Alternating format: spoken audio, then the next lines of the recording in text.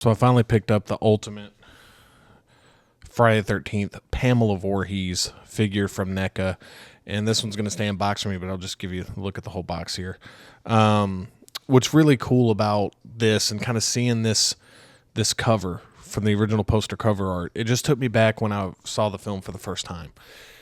And obviously this movie came out before I was born, but I remember seeing the television cut of this movie. I can't even remember how old I was, but it was just on TV. It was kind of back when you could catch some movies, when maybe you were a little too young, your parents didn't want you watching certain stuff, but they would let you watch TV. So sometimes these movies would be on TV and they'd be heavily edited. They never showed any of the kills or anything like that. Like, for instance, the Kevin Bacon kill, they cut it right before. All they show, I believe, in the TV cut is like basically the hand coming up and like grabbing him on the head, and then it just cuts to something else. So you never got to see any of that stuff, but you did get to see an incredible twist ending, which, spoiler alert, Pamela Voorhees being the killer in the first movie.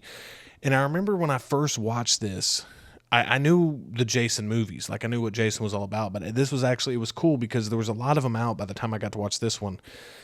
And again, I can't remember how old I was. I was definitely probably 8 or 9 if I had to guess. I mean, I'm not sure. I can't. That's what's weird about memories is I remember this memory vividly, but I don't remember how old I was. But I remember watching it, and it scared the hell out of me. It truly scared the hell out of me. And I was watching this it was like a Sunday afternoon or something. It came on TV, and I just remember watching on this really small TV that we had in one of the bedrooms, and I was just blown away by it. I was like, dude, this movie is terrifying, but it's also awesome. And the jump scare towards the end where Jason pops out of the lake and it's like a dream kind of thing scared the hell out of me. There's something so eerie about that scene because everything is safe. That music starts playing. Like, even when I watch it now, like the music, the score of that scene is just so good, and it really scares the hell out of you. And just seeing him pop out of the water. And I just remember that whole movie, there was this uneasiness to it, And again, I was younger watching it, so I was more scared then than I would be if I saw it for the first time now. Obviously, there was commercial breaks, but I needed those commercial breaks just to regroup. And it really just was cool because the movie worked on a level where once all the gore and all that stuff was out of it, like that's the first time I experienced it was without the blood and the gore and without any of the, the risky scenes and all that. And it just was so cool that now, like years later, I have Pamela Voorhees from that movie in a collectible figure. And so every time I get to look at it, I think of like the first time I saw, and just a brilliant performance here.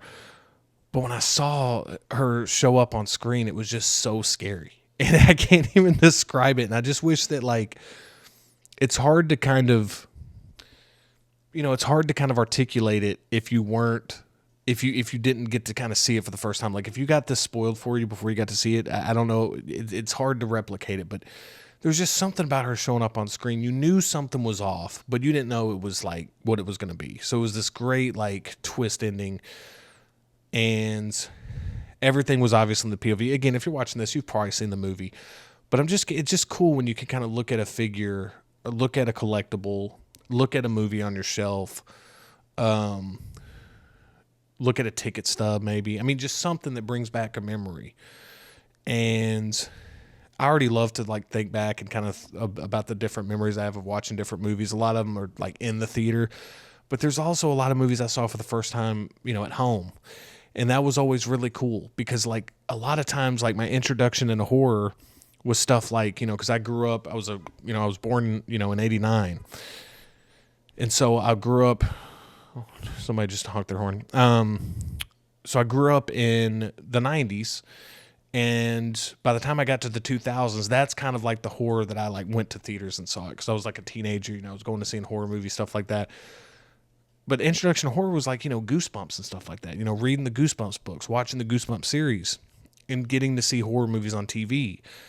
And I just remember seeing a lot of horror movies on TV that way, the edited TV cut. And it's just cool because some of these boutique labels for Blu-rays and the 4Ks and stuff, they add the TV cut. And obviously that's why, because there's definitely a nostalgic factor of seeing these movies edited for TV.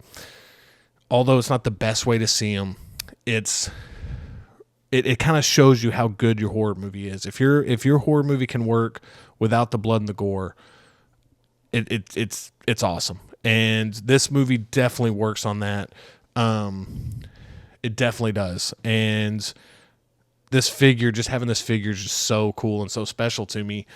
And again, it's like, I think it was like 30-35 bucks. And now I get to look at it and just like have that memory kind of keep coming back. And it was just such a vivid memory I have of seeing that movie and kind of seeing some of your first horror movies. And that's what's so cool about it, because when this movie came out and then I'm seeing it in the 90s on TV, some 15, 20 years later, I can't remember when this movie originally came out. But that's just the impact of like good storytelling, good movies. And that's what's so cool about the Friday the 13th franchise. Like there's an entry point for every person. There's an entry point at every age. Some people's first Jason movie was Freddy versus Jason. Somebody's was the 2009 Friday the 13th. Some, even though they didn't grow up with it, was the first Friday the 13th that they saw on TV like I did. And so to have a collectible of Pamela Vorhees, man, is just a really cool thing to add to my horror collection, and one that I'm really proud to have, one I'm just hyped to have, and just grateful for companies like NECA who give us these characters and give us like really cool box art. Somebody like me who really likes to collect in box for these figures. It's not the same as seeing the movie on the shelf at the video store, but it's pretty close when you can kind of have the original poster art and everything else. So just wanted to share that with you. An awesome memory I have of seeing this movie for the first time in the comfort of my own home, Sunday afternoon. Still scared the hell out of me. Still remember that vividly and just really enjoy it. And I just wanted to know if you had any stories like that from the first Friday the 13th. Maybe you're somebody watching who actually got to see this in theaters. Maybe you're somebody who watched it on TV like I did for the first time. Definitely let me know your story about seeing this movie for the first time. What your favorite collectible from Friday the 13th is. I'd love to hear what you have to say in the comments. And like I always say, treat the comments as like, movie theater lobby after seeing Friday the 13th for the first time. You're just talking to your group of friends. Maybe you're out in the parking lot walking to the car talking about the movie. That's the vibe I hope to have in the comments below. So I'd love to hear your stories below. Love to reminisce. Love to hear everybody's first time watching Friday the 13th. Thank you so much for watching, and I hope to see you in the next one.